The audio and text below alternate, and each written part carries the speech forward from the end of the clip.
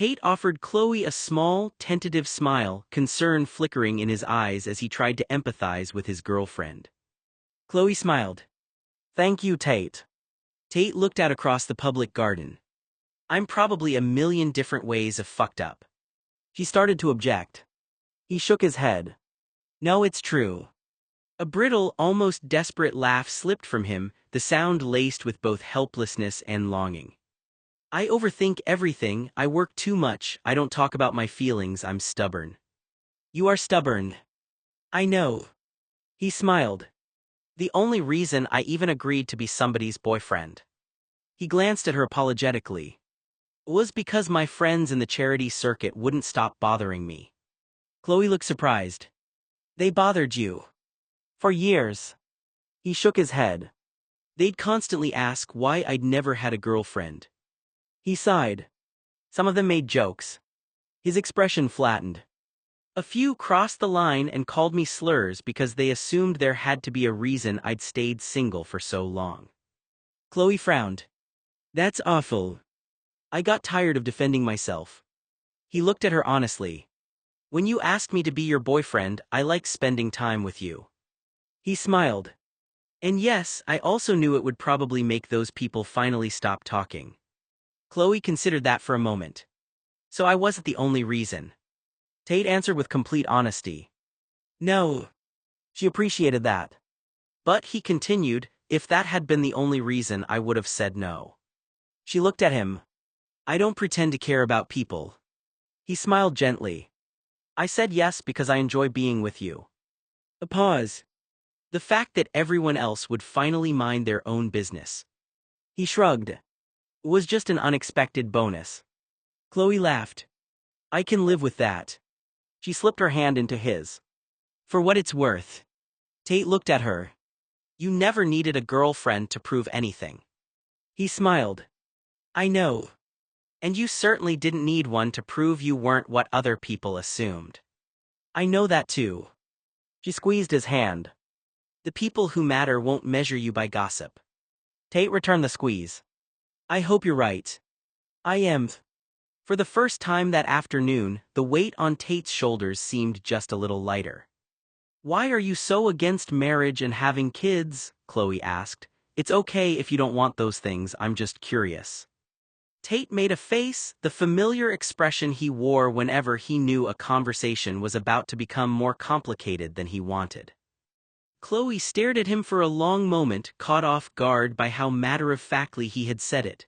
There was no self-pity in his voice, only a quiet certainty that sounded far more heartbreaking than anger ever could have. "Tate," she said softly. He looked away before she could read his expression. "I mean it," he continued. "No amount of therapy, money, or good friends is going to fix me. I've got arrested development. If you're looking for a guy who's going to be open about his feelings, constantly tell you how much he wants you, or always put you first, it's not going to be me, Chloe. Getting involved with me is a bad idea." Chloe's chest tightened. "You really believe that?" she asked quietly. He gave a small shrug. "I don't believe it, I know it." For a moment neither of them spoke. Then Chloe reached over and gently rested her hand over his. "I think you're confusing being hurt with being beyond hope," she said. "Those aren't the same thing." Tate let out a humorless laugh. "You don't know me well enough." "Maybe not," Chloe admitted, "but I know enough to see someone who's spent a long time convincing himself he's a lost cause. You keep warning people away because you think you'll ruin them before they have the chance to decide for themselves." He didn't answer.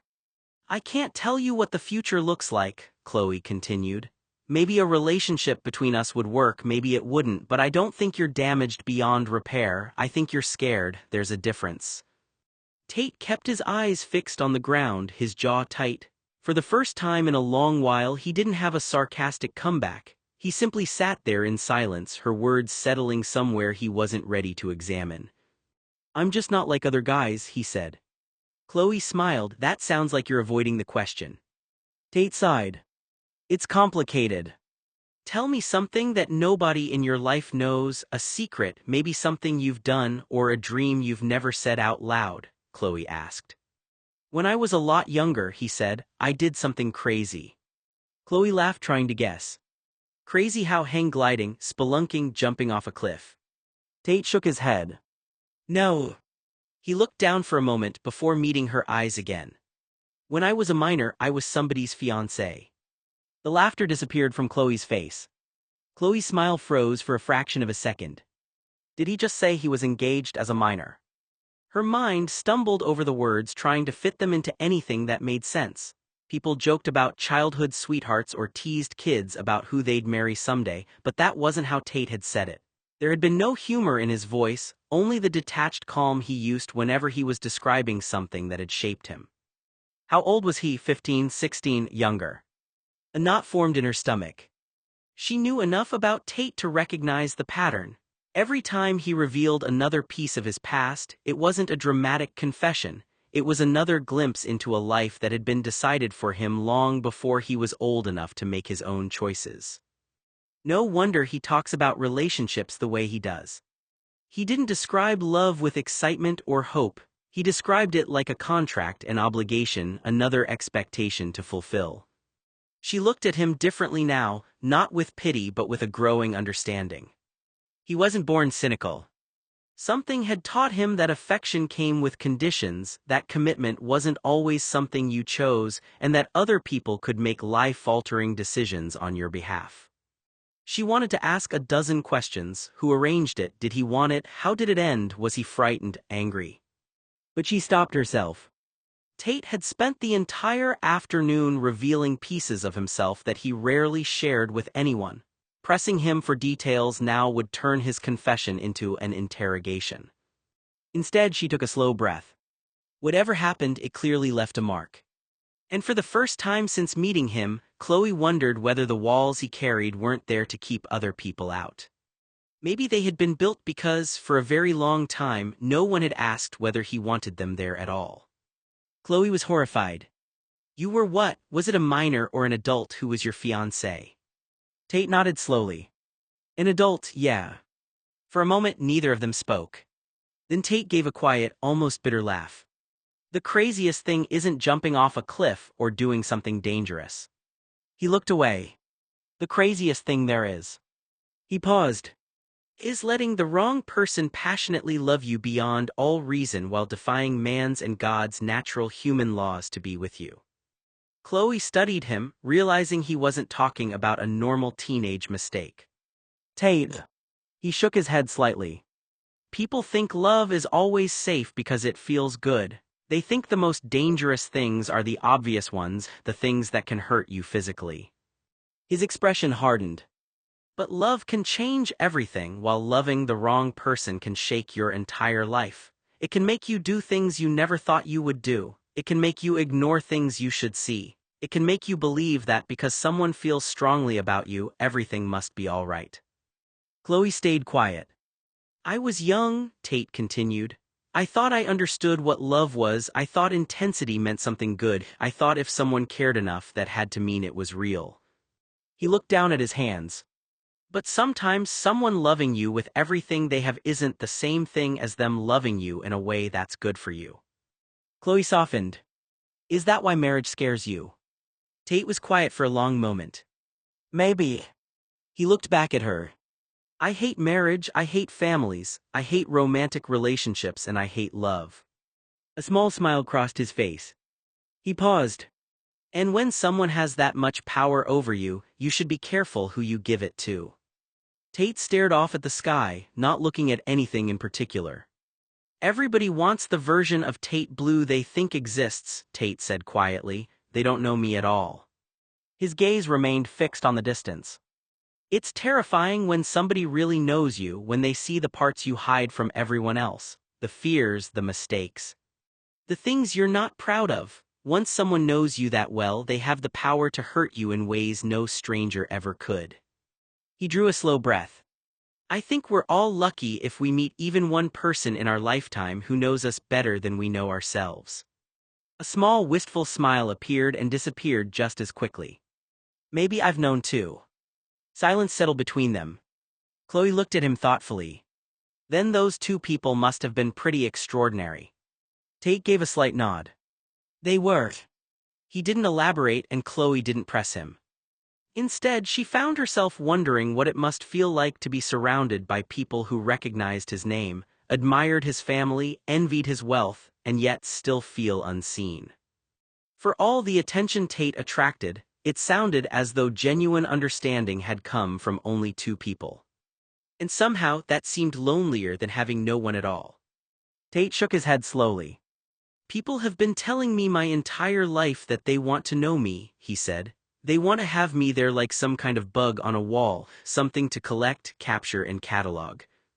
Chloe's expression shifted. She had expected anger from him, maybe arrogance, maybe another carefully constructed wall. She hadn't expected sadness. She realized he wasn't complaining about being admired or watched. He was talking about being treated like he was something people could study instead of someone they could love. "But they don't actually want to know me," Tate continued. "They want to know about me. There's a difference." Chloe stayed quiet. For once, she didn't interrupt or try to reassure him. She understood that this wasn't a moment where he needed someone to tell him everything would be fine. He needed someone to listen. "Everyone I've ever met wants the story," Tate said. "They want the details, the secrets, the things they can repeat later. But to actually know someone, to really know them, you have to be vulnerable. You have to let them see the parts of you that you keep hidden." His voice softened. "And I can't afford to do that." Chloe looked at him carefully. She saw the way his shoulders tensed, the way he looked anywhere but at her. Tate, who could stand in front of crowds without blinking, who could face criticism and pressure without showing fear, looked almost terrified of being truly seen. "You tell the wrong person your secrets and they can destroy you," Tate said. "They can use them against you, they can profit from them. Worse, they can find out things you never chose to tell them, and suddenly the parts of yourself you protected are no longer yours." Chloe's heart tightened. She had always thought Tate was private because he was proud, because he believed himself above everyone else. But now she realized it wasn't pride. It was survival. "Some people are destined to be lonely because the risk of being known is too dangerous," he continued. "Because if someone truly sees who you are, they have the power to hurt you in ways no stranger ever could." Chloe reached toward him, then stopped. She didn't want to force him into comfort he hadn't asked for. She wanted him to know she was there, but she also wanted him to know she respected the walls he had built. "And the worst part is that who I am doesn't just belong to me." Tate finally looked at her. "It belongs to everyone connected to me. My family, the people around me, the people who depend on me. Every secret I carry affects someone else." Chloe's eyes softened. She understood then that Tate didn't just fear being hurt. He feared hurting others. He had spent so much of his life carrying responsibility that he no longer knew where he ended and everyone else began. "So how do you let someone know you," Tate asked quietly, "when knowing you could put everyone else at risk?" Chloe took a slow breath. She wanted to tell him he was wrong. She wanted to tell him that the right person wouldn't betray him. But she knew Tate had heard promises like that before, and promises were easy for people to make when they weren't the ones carrying the consequences. Instead, she moved closer. "Tate," she said softly, "I don't want your secrets because they make you interesting. I don't want to collect pieces of you so I can say I have something nobody else does." He watched her silently. "I want to know you because you're a person, not a name, not a family, not a reputation." For the first time, Tate didn't have an immediate response. Chloe looked at him with quiet understanding. "Maybe you don't have to give someone everything at once," she whispered. "Maybe being known doesn't mean handing someone a weapon. Maybe it means finding the person who proves they won't use it against you." Tate looked away, but Chloe noticed something different in his expression. Not trust. Not yet. But the smallest crack in the wall. Tate stared ahead for a long moment before speaking. His voice was quieter than usual, almost like he was admitting something he had never intended to say out loud. "When I was young, I learned the truth that very few people ever figure out." Chloe watched him carefully. She could see that whatever came next wasn't an argument or a defense. It was something much older, something he had carried for years. "The only person you should ever find comfort in is yourself," Tate said. "Because you never tell your own secrets, not if you're smart. The only person who will never hurt you is the person you allow to comfort you, yourself." Chloe's expression fell slightly. She hated how much sense his words seemed to make to him. She could hear the pain hidden beneath the logic. Tate, she whispered. But he shook his head gently, not ready to be interrupted. I learned the hard way, he continued. The risk isn't worth it. He looked down.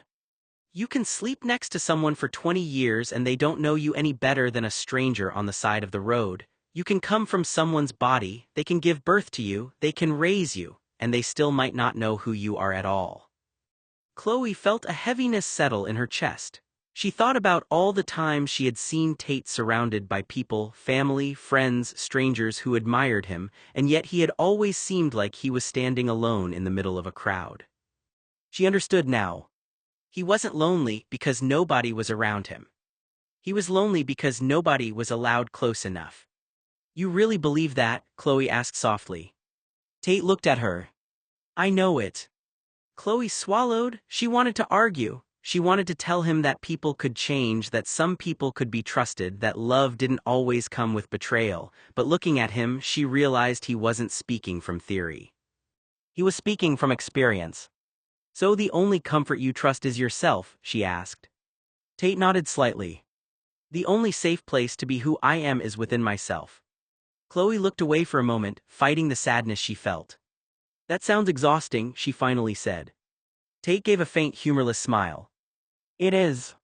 The honesty of the answer hurt more than denial would have.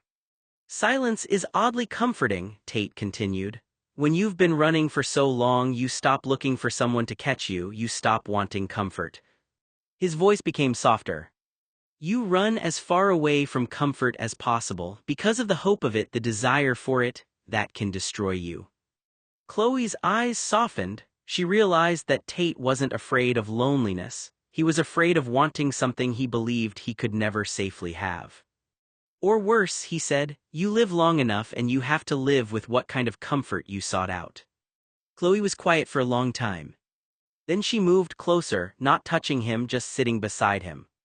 I think that's the saddest thing I've ever heard you say, she admitted. Tate looked at her. Why? Because you talk about comfort like it's a trap, Chloe said. Like needing someone is a weakness, like wanting to be understood is something you should punish yourself for. He didn't answer. Chloe studied his face. But I don't think the problem was that you wanted comfort, she continued. I think the problem was that the people who were supposed to make you feel safe taught you that comfort came with a price. Tate's expression shifted just slightly. I'm not asking you to trust everyone, Chloe said. I'm not even asking you to trust me completely. She paused. But I hope someday you learn that protecting yourself and isolating yourself are not the same thing. Tate looked away. Chloe smiled sadly. You don't have to hand someone every secret you have, you don't have to give them every piece of yourself, but maybe, someday, you can let someone know one small thing, and when they don't hurt you, you'll know you were wrong about one person. Tate was silent. But Chloe noticed something. He didn't tell her she was wrong. And for Tate, that was almost an answer. Did your parents know, Chloe asked, that you believe seeking comfort or even wanting it is a trap? For a moment, Tate didn't answer. His eyes drifted away and Chloe recognized that look. It was the same expression he wore whenever he was deciding whether something was safe enough to reveal. Tate looked at her confused. Know what? About this adult woman who made you want to be her fiancé when you were a minor. For a second Tate just stared at her. Then he burst out laughing. What? Chloe asked, confused. You really do believe anything I say, don't you? Chloe frowned, realizing where this was going. Wait. Tate was laughing too hard to answer. You weren't serious, she asked. He shook his head, still laughing. I'm messing with you. Chloe covered her face, laughing despite herself. Tate. I can't believe you bought that. You said it so seriously. That's the point. He wiped the corner of his eye, still amused. I'm not running away from my past. I'm not running from seeking comfort from people, and I'm not engaged to anyone I've never been and never want to be. The craziest thing I ever did was pet a wild alligator. Chloe looked at him. An alligator? Yeah, that was actually wild. He leaned back, remembering. When I was 8 years old, my parents took me to South America. We went to this wildlife preserve and I got to interact with all kinds of animals. He smiled. I touched all manner of critters, things most kids would only see behind glass. Chloe shook her head. Of course you did. I held and touched a piranha. She laughed. That somehow sounds more believable than the fiancé story. Tate grinned. Because you touched an alligator while the fiancé BS didn't actually happen, she laughed. He shook his head. I've never been anyone's fiancé. Every girl in high school and at Brown University wished I had been their fiancé, but no, I've never been in a relationship with a woman. I've never been engaged to a woman. He paused dramatically. I've never been in love with a woman either. Chloe gave him a skeptical look. You're never serious. No, he mouthed quietly. A smile spread across his face. But you believed it. He pointed at her, laughing. I got you. Chloe laughed and shook her head. You are impossible. Tate leaned back, clearly pleased with himself. Admit it, for a second you thought I had some secret dramatic past. Because you made it sound completely real. Exactly. He smiled. That's what made it work. Tate and Chloe sat on the bench laughing, the kind of effortless laughter that made the rest of the world seem quieter for a while. Chloe shook her head, still smiling. I cannot believe I fell for that. Tate leaned back, looking far too pleased with himself. You are completely convinced. Because you said it with such a straight face. That's my talent. She laughed again. Your talent is making people question whether you're joking or confessing something completely unbelievable. Tate grinned. Exactly, keeps people on their toes. For a moment, he wasn't the guarded, complicated person everyone knew. He was just a man sitting beside someone he enjoyed being around, laughing over a ridiculous story he'd invented. Chloe watched him with a smile. You know, I was actually starting to feel bad for you. Why? Because I thought you had this tragic story about being pushed into some serious commitment when you were too young. Tate shook his head. No tragic fiancé story. Just the alligator. Just the alligator, Tate smirked. Chloe nodded, then laughed, leaning back against the bench. Honestly, that might be more terrifying. Tate smiled. It was pretty impressive. Of course you think that. They sat there for a while, the conversation drifting naturally from one subject to another. For once, Tate wasn't analyzing everything or keeping parts of himself hidden behind sarcasm. He was simply enjoying the moment. And Chloe noticed that when he laughed, really laughed, he looked younger than he usually allowed himself to appear. Less guarded. Less untouchable. Just Tate. After Chloe and her initiation into the Blue Friends group, later that night, after Noah had unlocked the door when he had meant to keep out Tate, Noah opened the present slowly while Tate stood there watching him. Tate tried to look calm, but Noah knew him too well. He could see the uncertainty beneath the surface. Tate had expected something different. He had expected Noah to still be angry, to keep the door closed, to make him stand there on the other side even after he had apologized. Some part of Tate had been prepared to be rejected. Noah lifted the lid of the small gift box. Inside was a delicate golden bracelet. Hanging from it was a tiny charm shaped like a key. Noah's expression changed. He picked it up carefully, turning it between his fingers. The little cyan-colored key wasn't just a decoration. It was familiar. A memory surfaced. The cyan key Susie had mentioned years ago, the mysterious little key she had found and never figured out what it belonged to. The one she had kept because she was convinced there had to be a reason it existed. Noah looked up at Tate. Tate. Tate shifted slightly, suddenly looking much younger than he usually did. I remembered Susie talking about it, Noah nodded. Noah looked back down at the charm. For years she couldn't figure out what it opened. I know. There was something careful in Tate's voice. Not pride. Not a desire for praise. Something closer to hope. Noah realized then that this wasn't just a gift. Tate wasn't giving him jewelry. He was giving him something connected to a memory, something that had mattered to someone they both cared about. You made this into a bracelet, Noah said softly. Tate shrugged. I thought it should be somewhere it wouldn't get lost.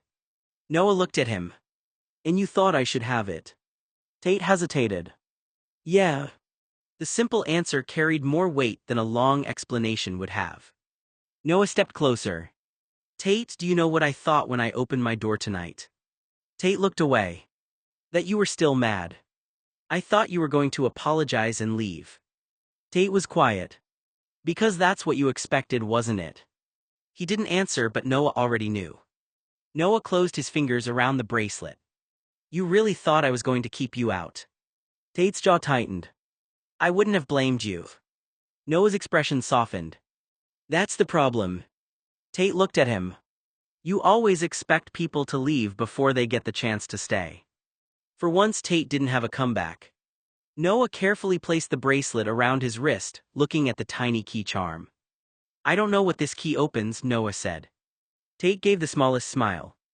Maybe you're not supposed to know yet. Noah looked at him. And you're okay with that? Tate nodded. Some things are worth keeping even before you know their purpose. Noah smiled. And some people are too. Noah turned the cyan-colored key charm over in his hands, watching the light catch against the surface. What does it unlock? He asked. The question was quiet, but Tate knew Noah wasn't just asking about the key, he was asking about the meaning behind it. The blonde looked up at him. It has to do with my family's business, Tate said. Noah's eyebrows lifted slightly. Your family's business?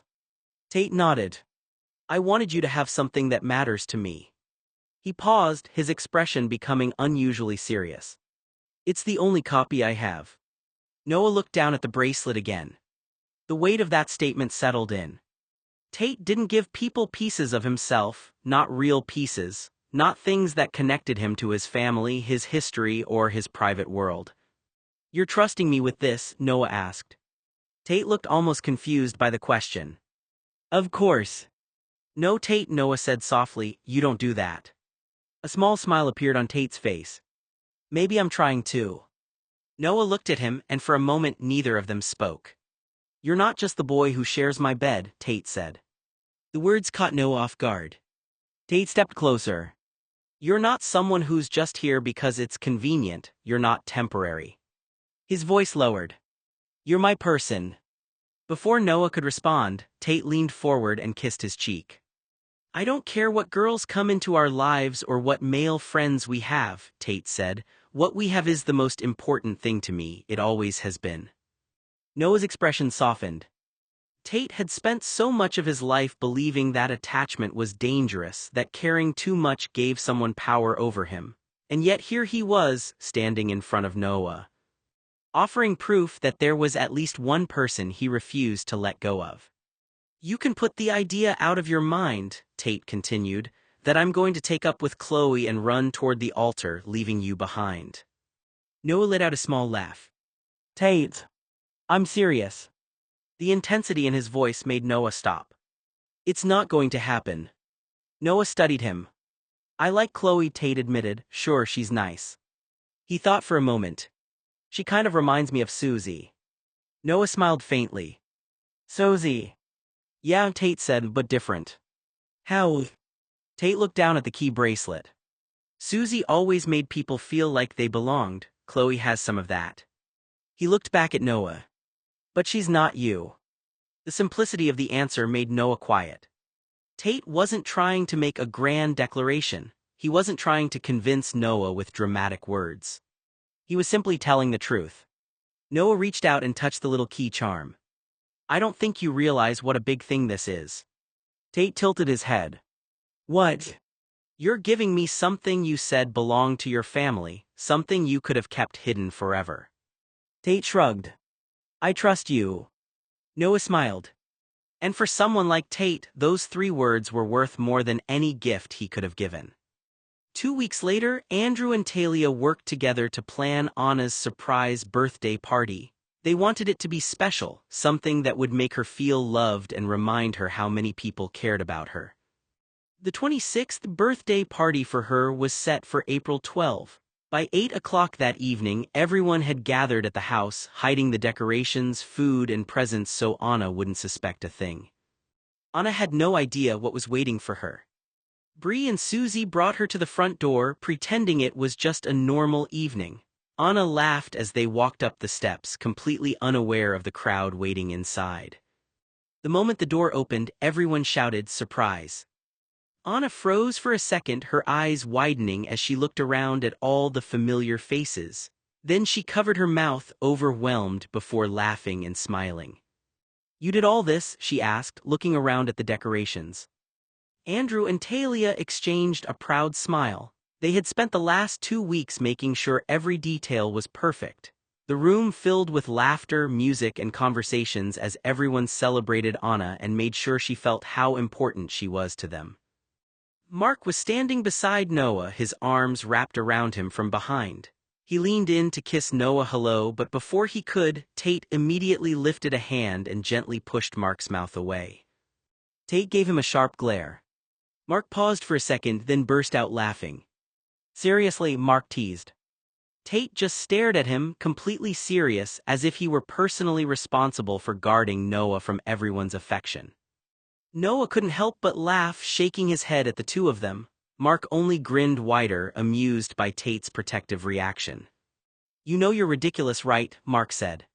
Tate didn't even blink. "Maybe." That only made Mark laugh harder, while Noah smiled between them, touched by the strange but familiar way Tate always showed how much he cared. Talia cut the cake and everyone gathered around as she brought out the slices. It was a strawberry-scented yellow lemon cake, something completely different from the usual chocolate or vanilla. The bright flavor matched the mood of the evening, sweet, unexpected, and a little more memorable. Anna took the first bite and smiled. "Okay, this is actually amazing." Everyone laughed as they continued celebrating, plates passing around the room. Nearby, Susie leaned closer to Bree, lowering her voice as she started gossiping about her latest news. "So," Susie said with a grin, "I might have a date." Bree immediately looked interested. "A date?" Susie nodded. "His name is Will. We met at one of your art shows. He was actually really cute." Bree smiled, remembering him. "Oh, I know who you mean." Susie laughed, stirring her cake with her fork. "I think I need the distraction anyway, ever since Paul." Her smile faded slightly. Finding out her last boyfriend had been cheating on her had hurt more than she wanted to admit. She had spent months trying to move past the betrayal, trying to rebuild her confidence and remember that someone else's choices didn't define her. "But Will seems different," Susie added after a moment. "I'm not saying it's anything serious, I just want to have fun and meet someone who actually wants to be there." Bree reached over and nudged her shoulder gently. "You deserve that." Susie smiled, looking back toward the party where everyone was laughing together. For the first time in a while, she felt like maybe she was finally moving forward.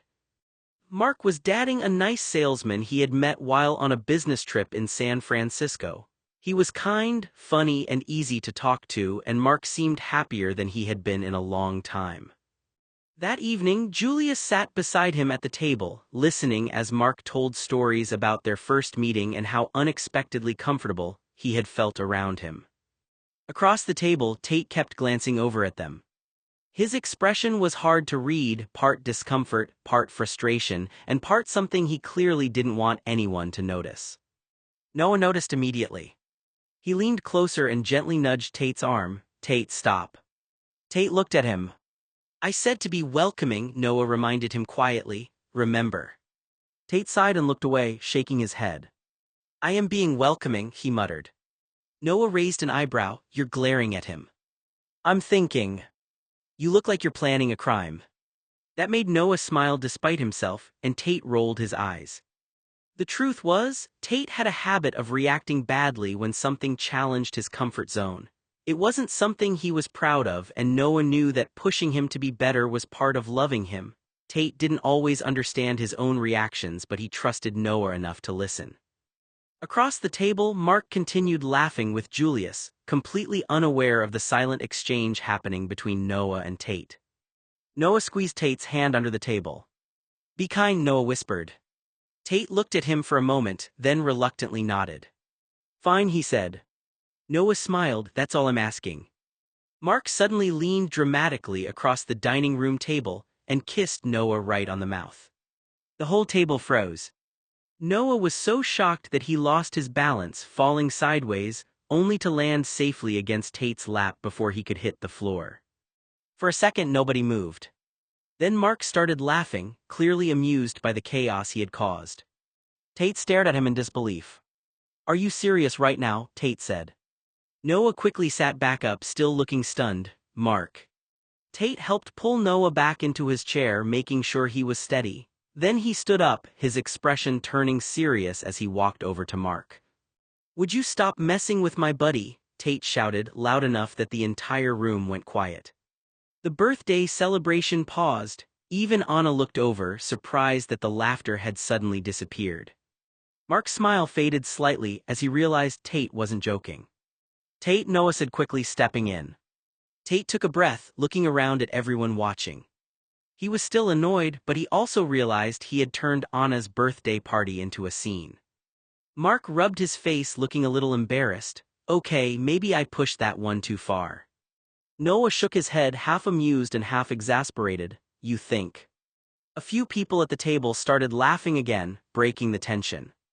Anna smiled. "Well, this is definitely a birthday party I won't forget." Tate sighed and sat back down, still glaring at Mark. Mark grinned. "You know, for someone who claims he doesn't like drama, you create a lot of it." Noah laughed, and even Tate couldn't stop a small smile from appearing. After the party and the gift exchange, the house slowly began to quiet down. Guests were still talking in small groups while Anna walked around taking a few pictures to remember the night. Tate noticed her with the camera and smiled for a moment before looking around the room. Then he realized something. Noah and Mark weren't downstairs anymore. Tate narrowed his eyes. "Of course," he muttered under his breath.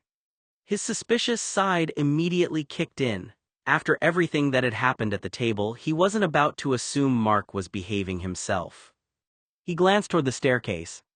"That little troublemaker is probably trying something with my buddy," Tate said quietly. Without waiting, he headed upstairs. As he reached the hallway, he stopped for a second, listening. He wasn't sure if he was actually worried or just annoyed that Mark always seemed to find a way to push his buttons. But underneath the frustration was something Noah understood well. Tate was protective. Sometimes too protective, but it came from the same place as everything else with him. He cared deeply about the people he loved. Tate pressed his eye to the keyhole, breath tight in his chest. Through the narrow gap, he saw Noah flat on his back, legs hanging off the mattress edge, while Mark straddled his hips and ground their mouths together. The older man's hands pinned Noah's wrists to the sheets. Noah's body shifted and twisted beneath him. Tate had waited 8 years for this exact moment. He believed Mark was using cash, age, and easy access to force Noah into sex. Seeing his friend's legs kick and his torso buck, Tate read it as resistance. He didn't hesitate. Tate's eye stayed locked on the scene as he leaned down, watching through the keyhole again for a split second before the door gave way. He saw Mark's hand sliding under the hem of Noah's shirt, yanking it upward and off in one rough pull. Mark's palms dragged up and down Noah's bare torso, fingers pressing into skin then sliding lower. Mark's hand closed around Noah's cock, stroking it with long, deliberate pulls that made the shaft twitch and lengthen under his grip. Noah's hips jerked, his legs kicking harder against the edge of the bed. Tate's pulse hammered in his ears as he crouched lower, eye glued to that tiny slit of light. He watched Mark's fingers work under Noah's shirt, fabric bunching and riding up inch by inch until the younger man's smooth chest lay bare. Mark's palms swept across that exposed skin with possessive strokes, thumbs circling nipples before sliding lower until they hooked into Noah's waistband. With one sharp tug, the shirt came free completely, tossed aside like trash. Mark's hand wrapped tight around Noah's cock, pumping it in long, steady strokes that forced the shaft to swell and throb visibly through the keyhole view. Noah's hips bucked hard against the grip, legs kicking and heels drumming against the bed frame while his wrists stayed pinned flat to the mattress. Mark leaned in, mouth crushing down again, tongue forcing its way past Noah's lips as he kept stroking faster, her cum already glistening at the tip. Sight burned into Tate's brain. Every twist of Noah's body looked like a desperate struggle to him. He couldn't watch another second. Tate reared back and slammed his boot into the door with everything he had. Wood cracked and split around the lock. The door burst inward, slamming against the wall so hard the frame shook. Tate charged straight at the bed, grabbed Mark by the shoulders and ripped him off Noah in one violent motion. Both men crashed to the floor. Tate landed on top, fists already swinging. Mark grunted as Tate's knuckles cracked across his jaw. The older man tried to roll away, but Tate pinned him with a knee to the sternum and kept punching, left, right, left, until blood sprayed across the carpet. Mark's arms flailed, trying to shield his face, but Tate's rage kept driving his fists down. Behind them, Noah scrambled upright on the bed, breathing hard, eyes wide at the sudden explosion of violence. Noah sat frozen on the mattress, shirt gone, cock still half hard and exposed from Mark's touch. Tate charged across the room in 3 long strides, seized Mark by both shoulders and ripped the older man off Noah in one brutal motion. They hit the floor together, Tate landing on top with fists already flying. His first punch cracked across Mark's jaw, snapping the older man's head sideways. Blood flew from a split lip. Mark tried to roll and escape, but Tate drove a knee straight into his sternum, pinning him flat, and kept swinging, left, left, each impact sending fresh sprays of blood across the carpet. Mark's arms flailed up to shield his face, but Tate's rage powered through, knuckles splitting skin, cracking bone, until Mark's struggles grew weaker and his head lolled with every blow. Everyone downstairs, including Talia, suddenly heard a loud commotion coming from upstairs. At first, people looked around confused. Then came the unmistakable sounds of shouting, footsteps, and what sounded like a wrestling match. Talia looked up toward the ceiling, completely exasperated. "Will you keep it down?" she yelled. "Please, we're trying to take photographs here." Upstairs, however, the chaos continued. Tate was sitting on top of Mark, holding him down on the bed while Mark struggled and laughed at the absurdity of the situation. "How dare you attack my buddy?" Tate shouted. Noah finally got off the bed, looking completely fed up. He walked over and pushed against Tate's shoulder, trying to move him. "Tate, stop." It took effort. Tate was built like a mountain compared to Noah, but Noah kept pushing until Tate finally looked at him. "Move," Noah said firmly. Tate froze. "Mark wasn't attacking me." Tate blinked. "He wasn't." "No," Noah said, crossing his arms. "He was kissing me, not hurting my body." From underneath him, Mark started laughing. "I told you I wasn't attacking anyone." Tate looked down at him, still suspicious. Noah sighed, rubbing his forehead. "You two are exhausting." Downstairs, everyone could hear Noah's voice and the laughter that followed. Talia shook her head, but she couldn't help smiling. "Only this family could turn a birthday party into a wrestling match," she joked. Upstairs, Tate finally stood up and let Mark go. "Fine," Tate muttered. Mark sat up, fixing his shirt. "You know, most people just say nice to see you." Tate gave him a look. "I'm not most people." Noah laughed. "That part is definitely true." Tate pointed toward Mark, his expression still intense. "Don't ever put your hands on Noah again." Mark's eyebrows lifted, surprised by how serious Tate sounded. Tate continued, his voice lowering. "You can be gay as much as you want, that's not the issue, just don't grab him, surprise him, or do anything that makes him uncomfortable." For a moment the room went quiet. Noah looked at Tate, realizing what was underneath all the anger. Tate wasn't angry because of who Mark was, he was angry because he thought Noah had been caught off guard and he had reacted before understanding what actually happened. Tate immediately turned back toward Noah. "Are you okay?" he asked. His whole expression changed as he looked him over, checking to make sure he wasn't hurt. Noah sighed, but he smiled a little. "I'm fine, Tate." "You're sure?" "Yes." Mark watched the exchange and shook his head with a small laugh. "You know, you're terrifying when it comes to him." Tate didn't deny it. Mark shook his head, blood dripping from his split lip as he tried to push himself up on one elbow. "I wasn't attacking him, Tate. I asked if he wanted to make out. We were doing something consensual. Noah didn't want to do anything else and I wouldn't force myself on him."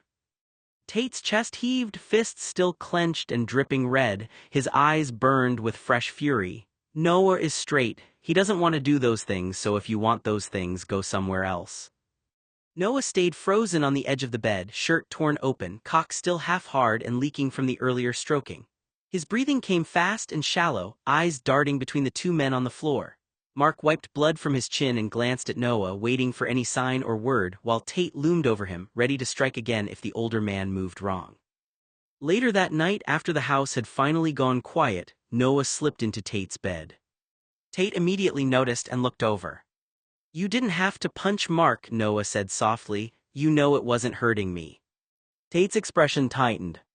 "If that guy ever touches you again." "Tate." "I'm serious," Tate said, his anger rising. "I don't know if I'll be able to control my temper." Noah studied him for a moment, then smiled a little. Tate, just because Mark kissed me doesn't make me gay. Tate looked away. He asked me, I said okay, he didn't force me, he didn't hurt me, and he didn't take advantage of me. That made Tate pause. Noah continued, calmer now. You're acting like something happened to me when it didn't. Tate's jaw tightened. I just don't want anyone treating you like you're something they can take. Noah softened slightly. I know you're trying to protect me. He reached over and touched Tate's arm. But you also have to trust me, I can make my own choices. Tate looked down, frustrated because he knew Noah was right. I just hate the idea of someone crossing a line with you. Then be mad if someone crosses a line, Noah said, not because of who they are. Tate was quiet. Noah gave him a look. I can do what I want with my own body, Tate. After a moment, Tate sighed. I know. No, you have to actually know. Tate looked at him, then finally nodded. Okay. Noah smiled faintly. Good. Tate still looked uneasy, but the anger had faded into something else, worry. You matter to me, Tate admitted quietly. Noah smiled. I know. And that was the thing about Tate. He didn't always know how to express fear or care in the right way, but Noah knew what was underneath it. He just had to keep reminding Tate that protecting someone also meant respecting them. You know the rules, Noah reminded him quietly. Tate looked over at him. Anytime you attack somebody verbally or physically, you have to sleep in your own room alone. You need to think about what you've done. Tate didn't answer. Instead, he just pulled Noah closer, wrapping an arm around him. Good night, Noah, Tate said, clearly trying to end the conversation. Noah stared at him. Tate. No response. Noah reached over and turned on the lamp. Go to your room. Tate immediately closed his eyes, pretending he was already asleep. Noah sighed. Tate. Nothing. Tate, I'm serious. Tate only hugged Noah's waist a little tighter. Noah shook his head. You cannot just ignore me until I give up. Tate kept his eyes closed. I'm comfortable, he finally muttered. Noah tried not to laugh because he was still annoyed. That's not the point. Tate stayed quiet. Noah repeated himself a little louder. Tate, go to your room. Tate shook his head. No. Noah looked down at him. No. No. Tate. Still no movement. Instead, Tate held on to him like he was afraid Noah would disappear if he let go. Noah's expression softened for a moment, but he still tried to keep his voice firm. You know this isn't about me being mad at you. I know, Tate whispered. It's about you learning that you can't just react every time you're scared. Tate opened his eyes briefly. I wasn't scared. Noah raised an eyebrow. Tate looked away. Maybe a little. Noah smiled faintly. I thought so. For a moment, neither of them spoke. Tate still didn't move. Noah sighed. You're really not going to your room, are you? No. You're impossible. I know. Noah shook his head, but he left the lamp on and settled back down. He knew Tate still needed to learn, but he also knew that underneath the stubbornness was someone who was terrified of losing the people he loved. And sometimes, getting through to Tate took patience more than punishment. Noah reached over and shook Tate's shoulder. Tate. Nothing. Noah narrowed his eyes. He knew him too well. Tate was pretending. Tate, I know you're awake. Still nothing. Noah crossed his arms. I'm not going to ask again, I will call your mother. For a second, Tate almost reacted, but he quickly went back to pretending to be asleep. Noah stared at him. Really? No response. Noah leaned closer and whispered directly into Tate's ear. Tate. Tate immediately jumped and yelled, Okay, I'm awake. Noah pulled back satisfied. Good, you're awake. Tate blinked, realizing he had been caught. Noah. Nope, Noah pointed toward the doorway. Get your ass out of bed, go think about what you've done in your own bed. Tate frowned. Seriously? Yes, seriously. Tate shook his head and hugged the blanket for a second like he was considering refusing. Noah pointed again. Tate. Tate sighed. No. No, Noah ordered. No. Noah gave him a look. Tate, go to bed in your own bed, alone. Tate looked completely betrayed. Bye-bye, Noah added, making a little shooing motion with his hand. Tate stared at him for a moment, realizing Noah was not going to give in this time. Finally he sat up. You're mean. No, I'm consistent. Tate mumbled something under his breath as he climbed out of bed. Noah smiled slightly. I heard that. I know. Tate paused at the door and looked back at him. Despite being annoyed, he knew Noah was right. Good night, Tate said quietly. Good night, Tate. Tate left the room, still grumbling, but Noah knew the lesson mattered. Caring about someone didn't mean you got to ignore their boundaries, and Tate was slowly learning that. Noah woke up slowly the next morning, blinking as sunlight filtered into the room. For a moment, everything felt normal. Then he opened his eyes fully. The wallpaper was blue. Noah stared at it confused. That wasn't right. His room didn't have blue wallpaper, his room had white wallpaper. He slowly pushed himself up, looking around. And then he noticed something else. The bed. This wasn't his twin bed. This was a queen-sized bed. Noah frowned, trying to make sense of it. What? He reached over and turned on the lamp. That was when he saw him. Tate was sleeping beside him, completely comfortable, like nothing unusual had happened. Noah stared. Then realization hit him. Oh, you have got to be kidding me. He looked around the room again. He was in Tate's room. But how? Tate had left his room last night. Noah remembered sending him away. Noah remembered Tate walking out. Then it clicked. Tate hadn't gone to sleep. He had waited. He had waited until Noah fell asleep, then somehow carried him all the way down the hall and brought him back to his own room. Noah looked at Tate in disbelief. You have got to be kidding me. He reached over and shook his shoulder. Tate. Nothing. Noah shook him again. Tate, wake up. Tate made a noise and pulled the blanket closer. Noah narrowed his eyes. Tate. Still nothing. Noah leaned closer. Wake up. Tate finally opened one eye. What? Noah stared at him. Did you move me? Tate blinked slowly. No, Tate fibbed. Noah stared at Tate, completely unimpressed. Tate, stop lying. Tate looked up, pretending to be confused. I'm not lying. Yes, you are, Noah said. You waited until I went to sleep and then you carried me down the hall. Tate opened his mouth to argue, but Noah held up a hand. No, I told you to sleep in your own room, alone, in those cold sheets and your very lonely bed so you could think about what you did. Tate shifted slightly. You punched Mark and sat on him last night. I thought he was hurting you, Tate interrupted. Noah blinked. You could have asked. Yes. Tate. I did, Tate insisted. I went to my own bed, I slept in my own bed, I thought about what I did wrong. He paused, then added honestly. I just don't see what I did wrong. Noah gave him a long stare. Tate. What? Did I say you could take me down the hall and sleep next to me while you were being punished? Tate hesitated. No. Exactly. A slow, smug smile appeared on Tate's face. But you never said I couldn't.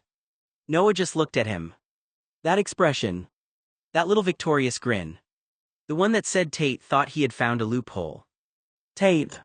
What? You're not getting out of this on a technicality. Tate leaned back against the pillows, looking far too pleased with himself. I think I have a good case. Noah shook his head. You think you have a good case because you found a loophole.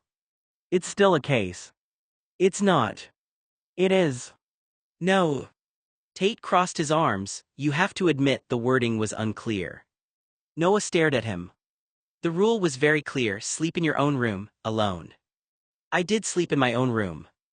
Before you moved me. I didn't say I wouldn't move you. No one would assume that was an option. Tate looked thoughtful. Maybe we need to update the rules. Noah sighed. You are unbelievable. I'm just saying for future situations. There will be no future situations where you secretly relocate me in the middle of the night. Tate looked away. Okay. Noah narrowed his eyes. Say it like you mean it. Tate sighed. Okay, I won't carry you down the hallway again. Thank you. A moment passed. Then Tate quietly added, unless there's an emergency. Noah closed his eyes. Tate. I'm joking. Noah looked at him. You better be. Tate smiled slightly. Even when he was impossible, Noah knew Tate understood the real lesson. Caring about someone didn't mean ignoring their boundaries. And Noah was determined to make sure Tate learned the difference. Noah said, "Do you promise never to move me while you're being punished?" Tate opened his mouth, ready to argue. Then he stopped. He could see the look on Noah's face. Yes, Tate finally said. Noah nodded. All right, I promise. Wonderful, Noah said. For a moment, he thought the conversation was over. Then Tate lifted a finger. But Noah immediately sighed. Tate, I'm never going to promise to leave you alone. Noah stared at him. Tate, I said I promise not to move you, Tate explained. I won't pick you up and carry you anywhere. That's what I asked. But if you tell me to go sleep by myself. Noah narrowed his eyes. Tate, I'm just saying, Tate continued, a completely serious expression on his face. I could wait until you're asleep and then crawl back into bed. That way I'm not moving you. No. Or no. If you don't want me climbing into your bed. Tate. Then I could just pick up my mattress and bring it into your room and sleep on the floor. That way I'll be sleeping on my mattress thinking about what I've done, but I just won't be in my room. He smiled proudly, as he had just solved a complicated puzzle. Noah stared at him. You are unbelievable. Tate looked pleased with himself. I'm just saying I'm respecting the rules. No, you're trying to find every possible loophole around the rules. Tate thought about that. Technically. No. He stopped. Noah pointed at him. See, that word is your problem. Technically, you use it every time you know you're wrong. Tate looked away, trying not to smile. I just like being prepared. You like winning arguments. That too.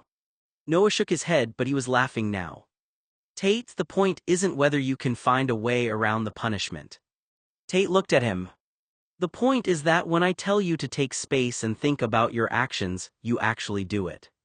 Tate was quiet for a moment. Then he nodded. Okay. Noah raised an eyebrow. Actually okay. Actually okay. A pause. But the mattress idea was still pretty smart. Noah groaned. Tate. I'm kidding. No, you're not. Tate smiled. No. Noah laughed despite himself. You're exhausting. I know. And somehow you're proud of that, Noah complained. Very. I thought you would find it flattering, Tate said. Noah looked at him skeptically. That I would find any loophole possible just to sleep next to you. Tate nodded, completely serious. Do you know how many women in Los Angeles would probably melt if they knew I was trying this hard to negotiate my way into their bed? Tate gave him a smug Cheshire Cat smile. You may call it flattering. Noah stared at him. I call it annoying. Tate's smile only grew. I'll take that as a compliment. No, don't. Noah pointed at him. I don't care if you're Tate Blue or Tom Cruise. When I tell you to think about what you've done on your mattress in your bedroom, that's what I mean. Tate opened his mouth. No. He closed it. Not your mattress in my room. Tate looked away. Not you in my bed. A pause. Not you finding some ridiculous loophole so you technically followed the rules. Noah folded his arms. You alone on your mattress in your bedroom, alone. He looked directly at Tate. Do you understand me? Tate was silent. Then after a long pause, he looked completely serious and said, No, I refuse to obey a blonde bossy weeble. Noah blinked. What? Tate kept a straight face. I'm sorry, the call has been disconnected. I don't understand the language you're speaking. Could you please dial again or speak up louder? Noah stared at him for several seconds. Then he covered his face. You are unbelievable. Tate smiled. I'm trying to communicate. You're mocking me. Maybe a little. Noah shook his head, but he was laughing despite himself. You realize this is exactly why you're in trouble. Tate nodded. I know. And yet you're still doing it. Yes. Why? Tate's expression softened. Because you're my person. Noah paused. The joke faded for a moment. Then he sighed. Still sleeping in your own room. Tate groaned. I knew that was coming. Yes. But I had to try. I know. Tate smiled. Worth it. No, Noah swore. Little bit. No. Tiny bit. No, Tate. Tate laughed. Okay. Tate suddenly climbed onto the bed, grinning as if he had just won an argument. I caught myself a Noe, he announced proudly. Noah looked up at him, completely unimpressed. Tate. Tate laughed, clearly enjoying himself. Noe thought he was so smart, Tate said dramatically. He tried to send me away from his bed, but I caught myself a Noe. He gave Noah a playful shake, still wearing that ridiculous victorious smile. Noah stared at him. Are you 5 years old? No. You're acting like it. Tate shrugged. I won. You absolutely did not win. I'm currently in bed. You're currently proving my point. Tate laughed and finally rolled off him, still smiling. Noah shook his head. You know, most people apologize after breaking a rule. I did apologize. You argued for 20 minutes first. That was part of my apology process. No, that was your courtroom defense. Tate smiled. Same thing. Noah sighed, but he was smiling now too. You're impossible. I know. And you're still sleeping in your own room tonight. Tate's smile disappeared. No. No. Tate looked betrayed. You're cruel. No, I'm consistent. Tate flopped back dramatically onto the bed. Worst punishment ever. Noah laughed. You say that every time. Because every time it is. Noah shook his head, knowing that even when Tate was being ridiculous, this was his way of trying to reconnect after a fight. He just had to make sure Tate learned that affection didn't erase consequences. Noah caught his breath and looked at Tate. Did you think about what you did wrong? He asked. Tate shook his head without a hint of shame. No. No, Noah was confused. It was all your fault, Tate declared in an overly dramatic, comedic voice. Noah blinked. My fault. Yes. For what exactly? For making me miss you, Noah. Noah let out an exasperated sigh. That is not how consequences work. It is in my world. Before Noah could respond, Tate wiggled his fingers. And now you must pay the penalty. Noah's eyes widened. Tate, don't you? Too late. Tate lunged forward and started tickling him. No, not that, Noah burst into laughter, trying to squirm away. Tate, he laughed, no. Nope. Tate. You brought this upon yourself, Tate said with a grin, continuing to tickle him. I did no such thing, Noah managed between laughs. You sentenced me to sleep alone. Because you punched Mark. A minor detail. It is absolutely not a minor detail. Noah dissolved into another fit of laughter as he tried to push Tate's hands away. Mercy, Noah pleaded. Tate finally relented after another moment, sitting back with a triumphant smile. There. Noah was still laughing as he caught his breath. You're impossible. I've been told. Many times. Usually by you. Noah shook his head, smiling despite himself. And you're still apologizing to Mark. Tate's triumphant expression disappeared. Oh, right. Yes, Noah said, unable to suppress a chuckle. That part didn't go away just because you distracted me. Tate's gaze dropped to Noah's unclothed dick, and there it was. What's that? He asked, pointing straight at the hard member. Noah's face burned crimson. He rolled fast onto his stomach, trying to bury the evidence against the mattress. Nothing. Stop looking at it. That doesn't look like nothing, Tate pressed, voice low and steady. Why'd you get one?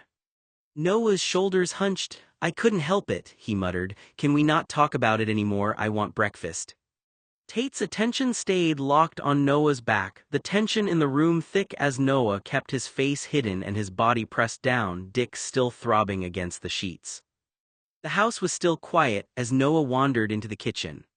He filled the tea kettle with water and set it on the stove. While it heated, he opened the refrigerator and found a parfait he had bought the week before. He sprinkled a handful of nuts and raisins over the top before taking a spoonful. A few moments later, Tate came downstairs wearing only a pair of skinny jeans. He glanced at Noah and shrugged.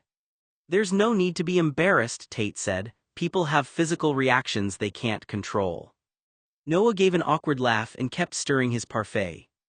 Can we just not talk about it, he said, it's embarrassing. Tate leaned against the counter listening. I got teased all the time in high school, Noah admitted.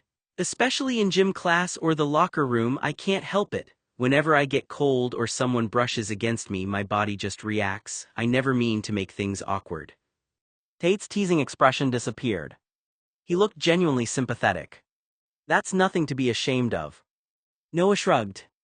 Tell that to a bunch of 16-year-olds jocks. Tate nodded knowingly. Teenagers can be cruel. They really can. The kettle began to whistle. Noah turned off the burner and poured the hot water into a mug. Tate spoke more quietly this time. For what it's worth, I'm sorry people made you feel embarrassed about something you couldn't control. Noah smiled faintly. Thanks. The conversation drifted to lighter topics as Noah prepared his tea, and the morning settled back into its usual, comfortable rhythm. Noah stirred his tea as Tate stood in the kitchen watching him. Okay, Tate said, I won't talk about it anymore. Noah nodded appreciatively. But if I ever make you uncomfortable, tell me. Noah looked up. And if you want to wear pajamas to bed, wear pajamas. My inability to hold body heat has gotten a little better over the years. He shrugged. And if you don't want to sleep next to me anymore, that's okay too. I can always have Chloe stay over instead. She could sleep in my room if that makes you more comfortable. Noah set his mug down. Tate. We're not kids anymore, Tate continued. Some of my friends, well, if you can even call the people I drink champagne with at parties friends, they're starting to give me a hard time. What do they say? Tate rubbed the back of his neck, looking unusually self-conscious. They assume you're, the person I sleep with. Noah's eyes widened. They what? They see us traveling together, living together, sharing rooms sometimes, and they jump to conclusions. Noah blinked, then let out a short laugh. And what do you tell them? The truth. Which is? That you're my buddies. Noah smiled. And do they believe you? Tate snorted. Not usually. Noah shook his head, amused. People love making assumptions. They do. A quiet moment passed. Then Noah looked at Tate with a small smile. I appreciate you asking what makes me comfortable. Tate nodded. I'd rather ask than assume. That, Noah said, picking up his tea again, is a much better approach than carrying me down the hallway while I'm asleep. Tate sighed dramatically. I knew you were going to bring that up again. You're going to hear about it for a long time. I deserve that. You do. Tate smiled sheepishly. Fair enough. Noah took a sip of his tea as Tate stood across the kitchen, suddenly looking much more hesitant than he had a moment before. There's something else, Tate said. Noah looked up. What is it? Tate rubbed the back of his neck. Now that we're on the topic of things, I was thinking about bringing Chloe over for dinner here at the Rambler. He paused, choosing his words carefully. I thought maybe the three of us could just sit down and have a meal together, nothing formal, no black suits, no ties, nothing like that, just a casual dinner where we spend an hour or two talking. Noah listened without interrupting. I already mentioned the idea to Chloe, Tate continued, but I told her I needed to ask you first because this is your house. He gave Noah a small smile. You don't have to decide right away, and if you don't feel like cooking, I can bring food over or we can pick something up. I just thought it might be nice. Noah smiled into his mug. I appreciate you asking first. Tate shrugged. After our conversation this morning, I figured asking was the smarter option. That's a good lesson to keep. Tate chuckled. The next couple of days passed much as they usually did. Noah spent his mornings at his business downtown while Tate took time to visit his mother. Life settled back into its familiar routine. A day or two later, Noah brought up the dinner again. Tate walked into the kitchen expecting Noah to say, let's pick a night. Instead, Noah was sitting at the kitchen island with a newspaper and a steaming mug of tea. Did you want any tea? Noah asked. I have enough for a second cup. No thanks, Tate replied. As he sat down, he noticed something unusual. Noah looked nervous. That caught Tate's attention immediately. Noah almost never looked nervous around him. So Noah began setting his mug down. I've been thinking about dinner with Chloe. Tate smiled, expecting him to start making plans. Instead, Noah hesitated. I was thinking maybe we could do it over at Talia's. Tate looked up from the newspaper. Talia's? Yeah, Noah smiled, though it seemed a little forced. That way there'd be a few more people there. Tate frowned. Why are we doing it at Talia's? Noah shrugged. It might be more fun if there are more people around. Tate studied him carefully. The whole point of inviting Chloe here, he said slowly, was to have an intimate dinner, just the three of us. If everyone else is there, it's basically Sunday dinner. I know, Noah replied quietly, but I like it better when there are a lot of people around. There was something in Noah's voice that made Tate pause. He wasn't joking. He wasn't making excuses. He genuinely seemed more comfortable with the idea of a group gathering than a quiet evening with just the three of them. Noah stood and carried his mug to the sink. I'll let Talia know we're having a little get-together at her house. He rinsed out the cup and grabbed his keys. I'd better get to work, I've got a few meetings this morning. He glanced back toward Tate. If Chloe has any questions, let me know. Okay, Tate answered. A moment later, the front door closed. The house fell silent. Tate remained at the kitchen island, staring at the newspaper without reading a single word. His jaw tightened. Something wasn't adding up. Noah had agreed to dinner. He just hadn't agreed to this dinner. For some reason, Noah didn't seem comfortable with the idea of sitting alone in this house with just Tate and Chloe. Tate didn't know why. But he couldn't shake the feeling that Noah was avoiding something he wasn't ready to say out loud. Over the next 2 or 3 days, Tate noticed a pattern. Every time he casually mentioned Chloe or the dinner, Noah found a reason to leave. Sometimes it was, I need to check something in the kitchen. Other times it was, I forgot I have to make a phone call. Or he would simply excuse himself to the bathroom or wander down the hallway until the subject changed. At first, Tate thought it was a coincidence. By the 3rd day, he knew it wasn't. It was as if Noah was deliberately avoiding the conversation. To Tate, Noah looked like someone who had done something wrong and was trying to avoid being asked about it. By Friday, the day before the planned dinner, Tate had had enough. Noah was upstairs in the 2nd-floor laundry room, folding hand towels into neat stacks.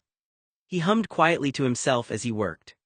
When he turned toward the doorway with a stack of towels in his arms, he stopped. Tate was standing in the doorway. Not angry.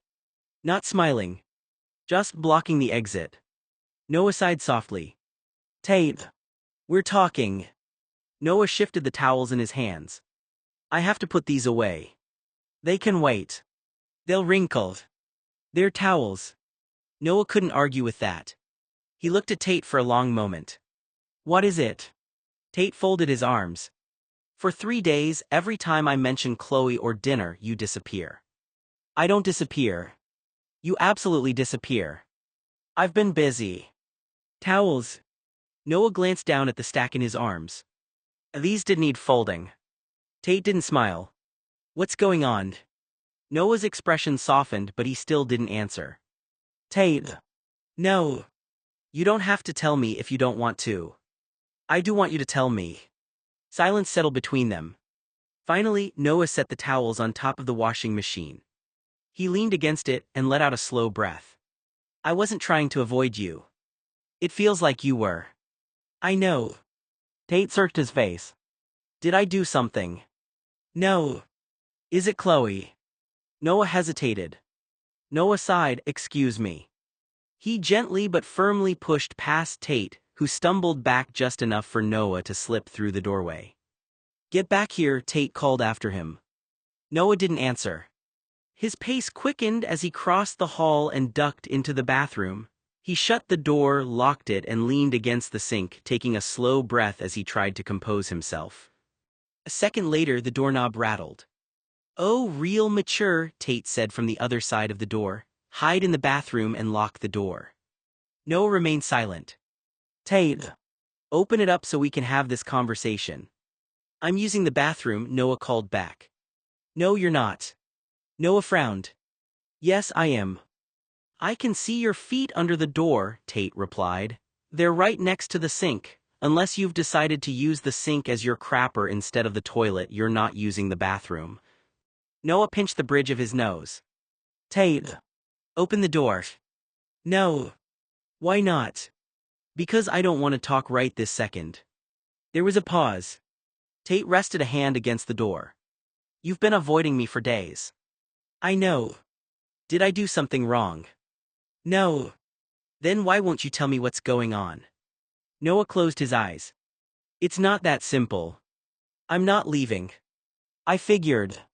Another long silence settled between them. Finally, Noah spoke through the closed door. I just need a few minutes. Tate was quiet this time. A few minutes. Yes. He exhaled. I'm not running away forever. I just need a chance to collect my thoughts before we have this conversation. On the other side of the door, Tate hesitated. He wanted answers immediately.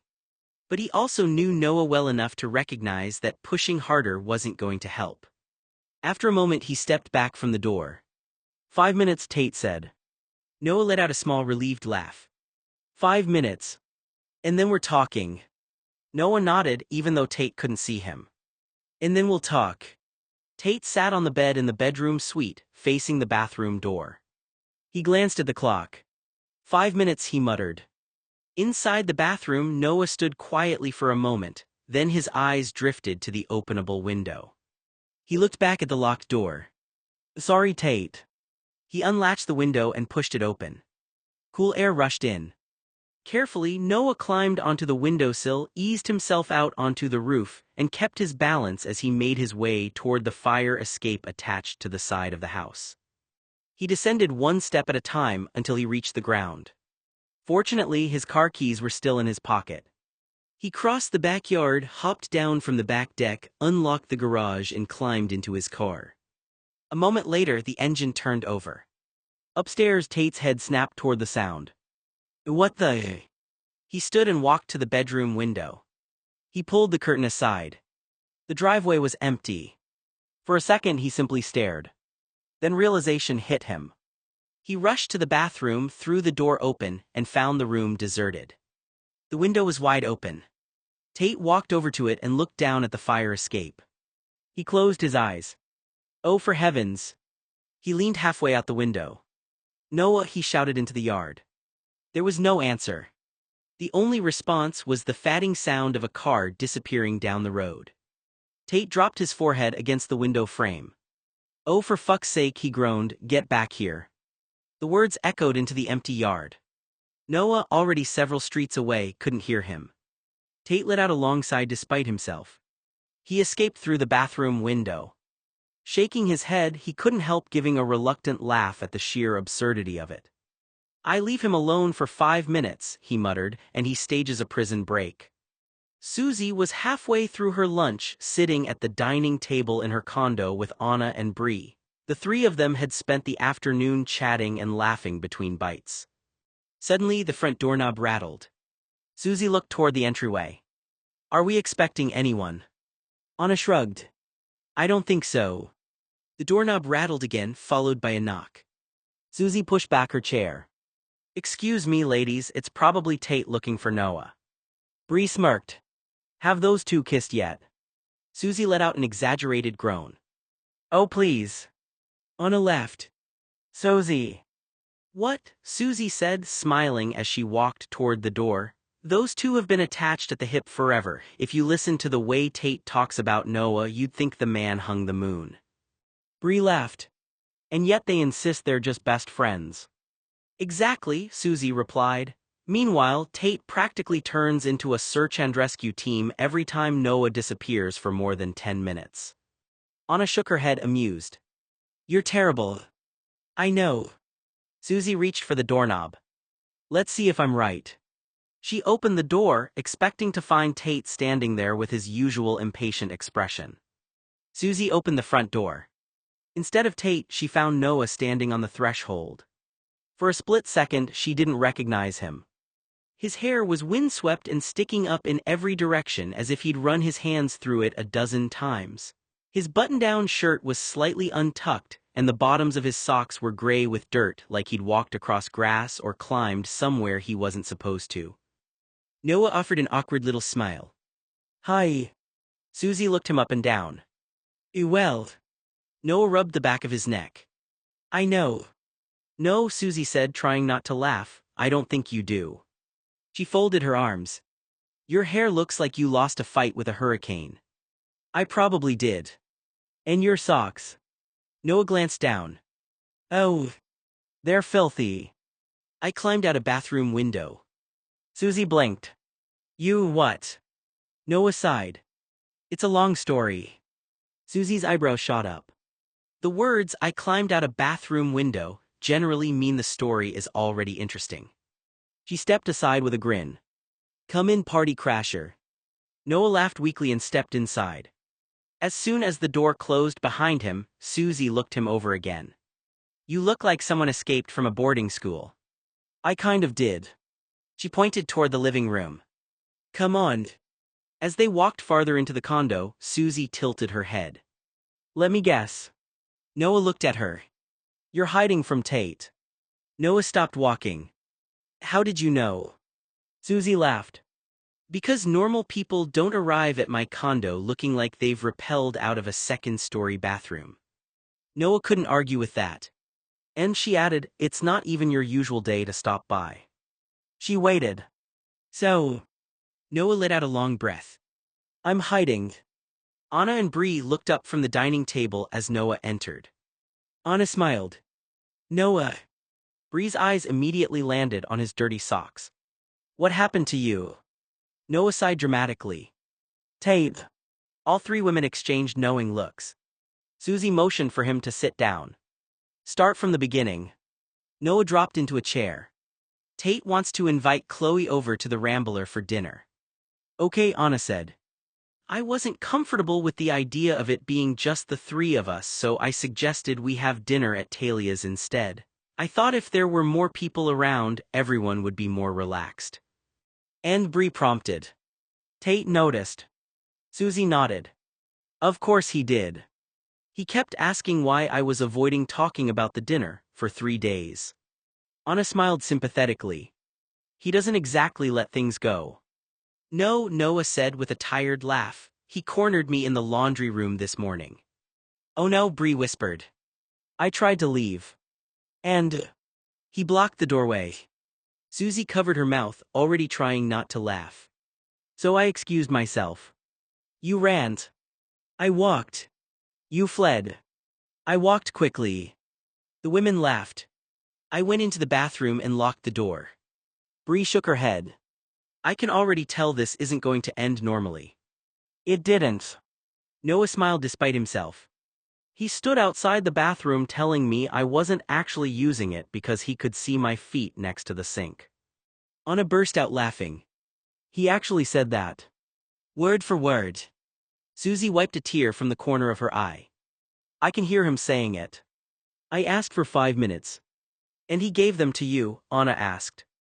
"He did." "Well, that was surprisingly mature." "It was." A pause. "So," Susie said slowly, "what did you do with your 5 minutes?" Noah looked down at his dirty socks. The room went quiet. "I opened the bathroom window." Bree blinked. "No." "I climbed onto the roof." Anna covered her face. "Oh, Noah." "I climbed down the fire escape." Susie was already laughing so hard she had to grab the edge of the table. "I crossed the backyard." "Oh, this gets better." "You got into my car." "You didn't." "And drove here." For a second the room was completely silent. Then all three women burst into uncontrollable laughter. Anna leaned against Bree's shoulder. "You escaped." "I escaped." "Through a bathroom window." "Yes." "To avoid having one conversation." Noah nodded. "When you say it out loud it sounds worse." Susie could barely breathe from laughing. "Noah." "What?" "You didn't avoid the conversation." "No." "You turned it into a manhunt." Even Noah started laughing. "I suppose I did." Susie shook her head, still smiling. "Tate is probably tearing that house apart looking for you." Noah groaned. "I know." And the first place he is going to check is here. All four of them looked toward the front door. Noah sighed. I really hope he gives up. Susie grinned. You've known Tate for how many years? Too many.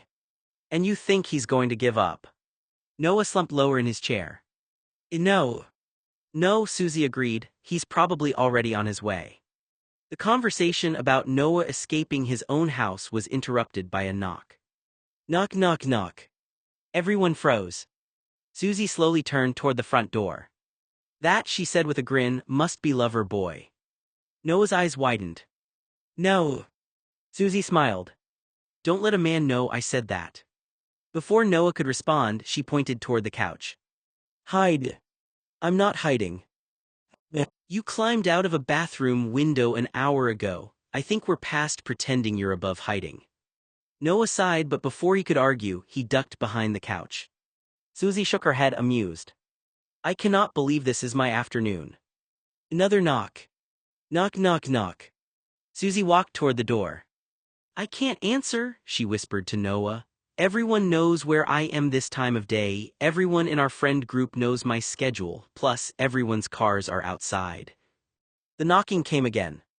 I know he's in there, Tate called from the other side. Susie opened the door just a crack. Tate. Let me in. No. His eyes narrowed. I'll call the manager. Susie stared at him. The manager? Yes. Of my condo? Yes. Susie blinked. That is not how this works. Tate ignored that. He's in there. Susie smiled innocently. He's not. Tate looked past her. His car is parked outside. Susie nodded. Yes, because I have a car too. Many people own cars, Tate. Tate gave her a flat look. You are the worst liar imaginable. Susie gasped. That is so rude. It's accurate. I'm offended. I'll apologize after you tell me where Noah is. Susie crossed her arms. Noah is not here. Tate stared at her. Susie. No. I know he's hiding. He's not. He escaped my house through a bathroom window. Susie paused. Then she slowly smiled. Oh, that's actually impressive. Tate's expression darkened. Not helping. Susie leaned against the door. You know, I think you two should communicate more. We do. No, you chase him and he escapes. That's not what happened. That is exactly what happened. Tate took a breath, trying to stay calm. Susie, let me in. No. Why? Because Noah clearly needed space. Tate's face softened for a moment. He didn't need space, he needed to stop avoiding a conversation. Susie tilted her head. And maybe he needed time to figure out how to have that conversation. Tate was quiet. Then he looked past her again. Noah. From behind the couch, Noah froze. Susie's eyes widened. Oh, come on. Noah covered his face. Tate's expression changed immediately. I heard him. Susie sighed. You two are exhausting. Tate opened the door wider. Open up, Susie, or I'll find a way to come in there. Susie raised an eyebrow. And do what? Rearrange my furniture. I'll move your kitchen table. Susie gasped. You wouldn't. I absolutely would. That table is heavy. I'm motivated. Noah, still behind the couch, whispered, Tate, don't threaten her furniture. Susie pointed toward the couch. Uh-huh. Noah closed his eyes. Traitor. Susie laughed. Tate, your runaway has been located. Tate stepped inside, shaking his head. Noah. Noah slowly stood up from behind the couch. Hi. There was a long silence. Tate stared at him. Noah stared back. Finally, Tate sighed. You climbed out a window. Noah shrugged. I needed 5 minutes. You used those 5 minutes to escape the building. Technically, yes. Tate pointed at him. Don't use the word technically. Susie burst out laughing. Even Noah couldn't help smiling. For all their arguments, everyone in the room knew the truth. Neither of them was actually trying to hurt the other. They were just two people who cared too much and were still learning how to say it. Tate stood in the middle of Susie's living room, staring at the couch like he couldn't believe this was his life. Noah. Silence. Noah, come out of there. Nothing. Tate crossed his arms. You're 26 years old.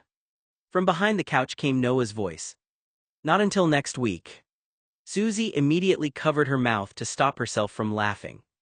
Tate closed his eyes. Let's get the hell out of there and come over here so we can have an adult conversation. Noah stayed hidden. No. Tate looked around the room. No. No. Susie shook her head. I cannot believe I'm witnessing a grown man having a standoff behind my couch. Anna laughed. He's committed. He really is, Bree agreed. Tate sighed. Noah, this is ridiculous. Noah peeked just slightly over the couch. You're the one who chased me here. Because you escaped through a window. You were intimidating me. I was asking you to talk. You were blocking exits. That was one exit. It was the exit I needed. Tate looked like he was about to respond, but Noah suddenly got a thoughtful expression. Susie noticed. Oh no. What? Anna asked. That's his escape planning face. Noah slowly looked toward the front door. Then toward the hallway. Then back toward Tate. Tate immediately narrowed his eyes. Noah. I'm not doing anything. That means you're absolutely doing something. Noah immediately pointed at the front door, hoping everyone would look so he could escape out the window. Mark. Tate slowly turned his head. Noah. Noah pointed toward Mark. But it was already too late. Everyone's attention was where Mark should be, but wasn't. And Noah saw his chance. The second nobody was watching him, he moved. He dashed toward the window. Susie gasped. Oh my gosh. Tate turned. Noah. Noah was already climbing out. Tate rushed over. What are you doing? Leaving. You can't keep escaping. Watch me. Tate reached the window just in time to see Noah lowering himself down. He looked toward the gate. There's nobody there. Then he turned back. A second later his eyes widened. He's climbing out the window. Susie stared. Again. Bree shook her head. I have never seen anything like this. Tate leaned out the window. Noah. From below came Noah's voice. I'll call you later. Tate looked completely defeated. He actually escaped twice in one day. Mark folded his arms, amused. I have to admit that was impressive. Tate turned toward him. Do not encourage him. Mark smiled. Too late. Susie shook her head. You two need a therapist. Tate sighed. Probably. A pause. Can they specialize in people who escape through windows? Susie laughed. Probably not. That night Noah quietly climbed back through his bedroom window. He closed it behind him, locked the window, and then locked his bedroom door for good measure. Finally, he whispered to himself. He changed quickly and slipped into bed, hoping, just hoping, that he could have one peaceful night without another dramatic confrontation. The second he relaxed, a hand came out from under the blankets. Smack! Noah jumped. What the? He turned and saw Tate sitting up, looking far too pleased with himself. Tate! Tate cracked his knuckles dramatically. Noah stared at him. Did you seriously hide under my blankets waiting for me? Yes. That is somehow worse than the window thing. Tate grabbed Noah's arm before he could jump out of bed again. Twice, Tate said. Noah frowned. Twice what? You ran from me twice today. Tate. You climbed out of 2 different windows. Noah tried to pull away. Let go. Not until we have this conversation. Tate. No. Noah sighed, frustrated. Why are you making this into such a big deal? Tate's expression changed, the teasing disappeared. Because you're avoiding me. Noah looked away.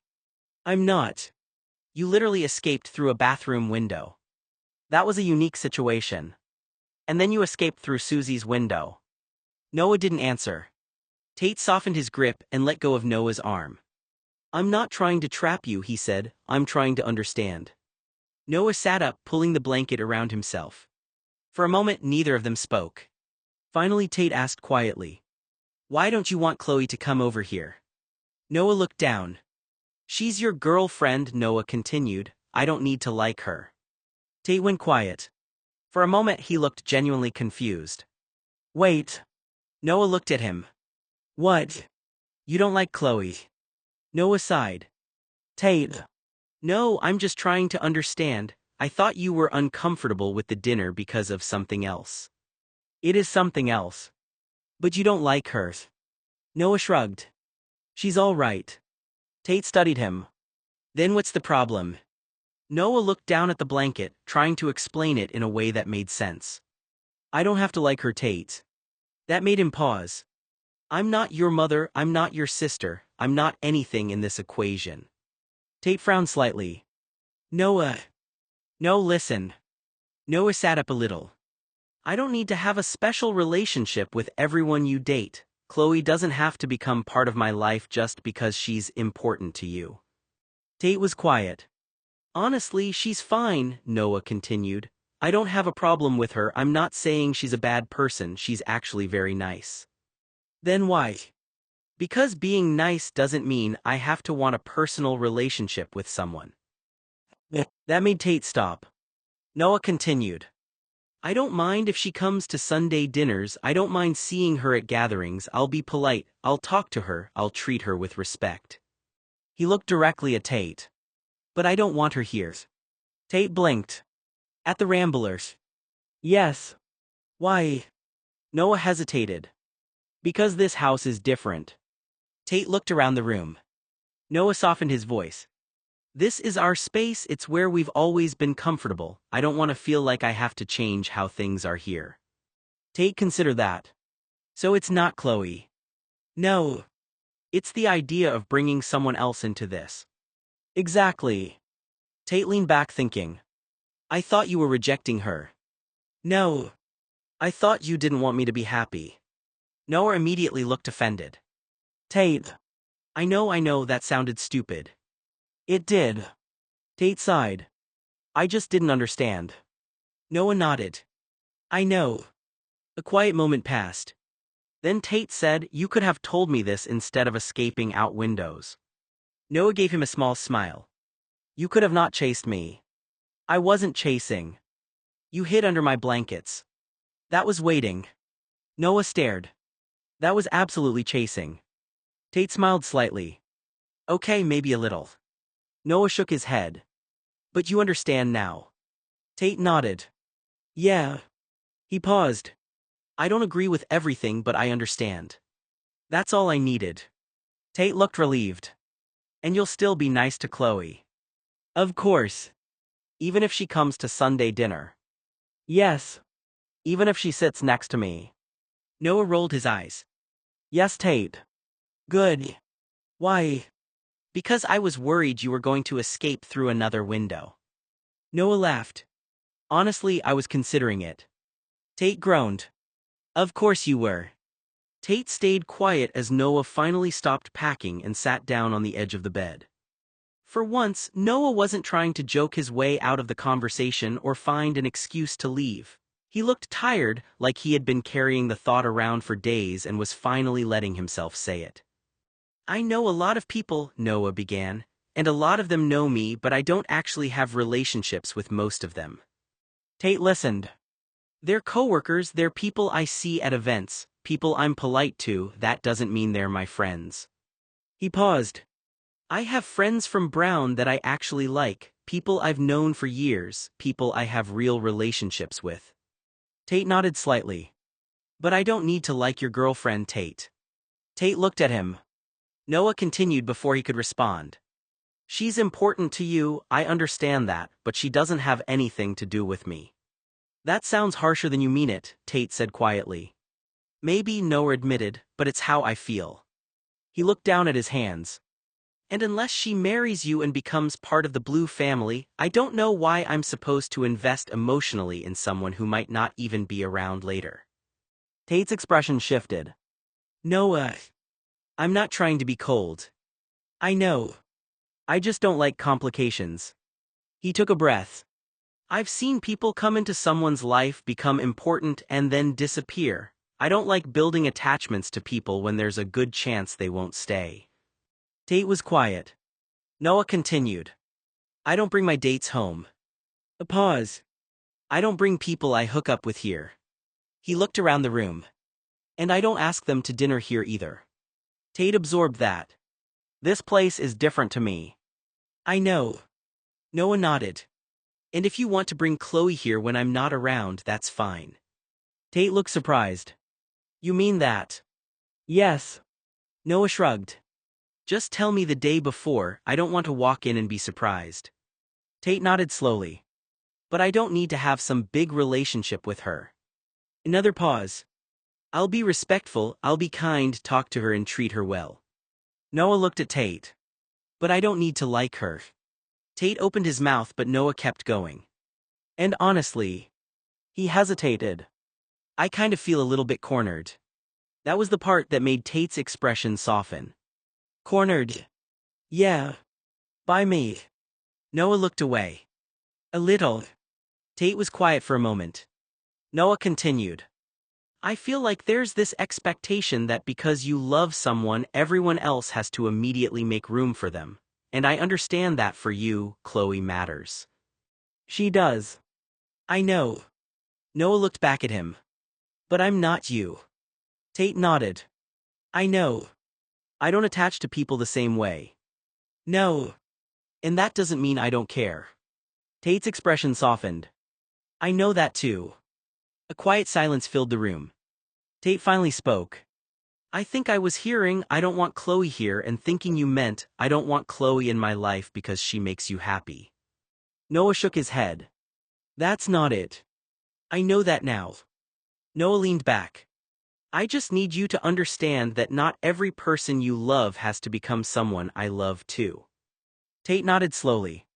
That's fair. And I need you to stop acting like I'm doing something wrong because I have boundaries. Tate sighed. Yeah. Noah looked at him. Are you actually admitting that? Don't get used to it. That made Noah laugh quietly. Tate smiled. I still want you to meet her. I know. And I still hope someday you'll like her. Maybe. I'll take maybe. Noah shook his head. You're very persistent. I know. And annoying. I know. But you're my buddy. Tate smiled. And your minds. The conversation wasn't completely solved, but for the first time in days, neither of them was trying to escape it. Noah wasn't finished. He sat back against the headboard, his frustration finally spilling out after holding it in for so long. And there's something else, Noah said. Tate watched him carefully. I don't like the questions your girlfriend or social friends ask me. Tate frowned slightly. What questions? Noah gave a humorless laugh. The same ones every time. He started counting them off. What am I to you? How long has this been going on? What is this thing between you two? Tate's expression shifted. Then Noah said the one that made Tate visibly flinch. Why did you two grown men sleep together? Are we fucking? Are we lovers? The room went quiet. Tate looked away for a second. Noah noticed. Say. Noah. No, Tate, you asked what was bothering me. Tate looked back at him. I'm telling you. Noah's voice wasn't angry exactly, it was exhausted. Noah thought of a few other questions that girls ask around Tate. Isn't it kind of weird, isn't it gay, have you two been together this whole time? He shook his head. Those are questions I've been asked. By Chloe. Chloe has asked some of them. Tate went quiet. And honestly, Noah continued, it's none of her business. Tate opened his mouth. Noah. I'm not saying she's a bad person. I know. I'm saying I'm tired. He looked down. I'm tired of your friends, your social circle, your girlfriends, your hookups. Tate winced slightly at the word. They all come into my life and immediately want an explanation for something that has existed long before they were here. Noah looked at him. You can date whomever you want. I know. You can sleep with whomever you want. Tate looked uncomfortable, but Noah kept going. It has nothing to do with me. A pause. I'm not even your family. Tate's expression softened. Noah. I'm not saying that to hurt you. I know. I'm just saying that from their perspective, I'm not anything. The words hung there. At least according to the women you're around. Tate looked down.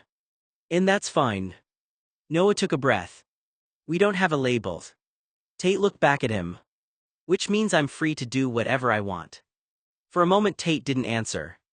Because underneath everything Noah was saying, Tate could hear something else. Not anger. Not jealousy. Hurt. The frustration of someone who felt like he was constantly being asked to define a bond that the two of them had never needed words for. Tate finally spoke. Noah. He paused. I think you're hearing their questions as judgment.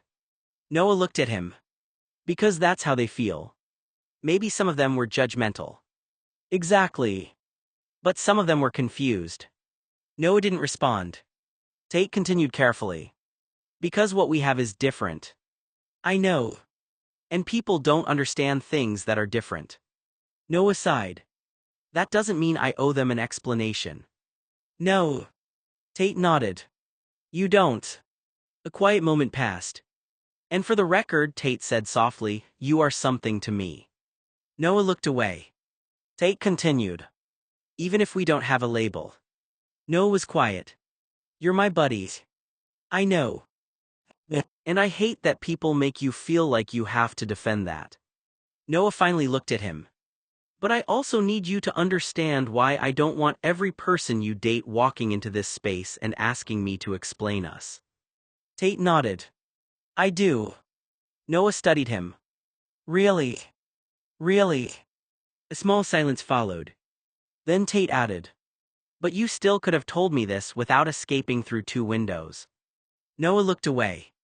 That was unrelated. Tate. Mostly unrelated. Noah laughed despite himself. And for the first time all week, the tension between them finally began to loosen. Noah reached over, picked up his phone and scrolled through his contacts. Tate watched him, still processing everything they had just talked about. Then Noah hit call. Hey Mark. Tate immediately looked over. Noah kept his voice casual. Would you like to come over and sleep? I'm having a bad day. Tate's expression changed instantly. Noah. Noah ignored him. No, it's fine, Tate won't bother you, he's going to be in his room. A pause as he listened. Okay, see you in 20, bye. He hung up. The room went silent. Tate stared at him. You're serious? Noah looked over. What?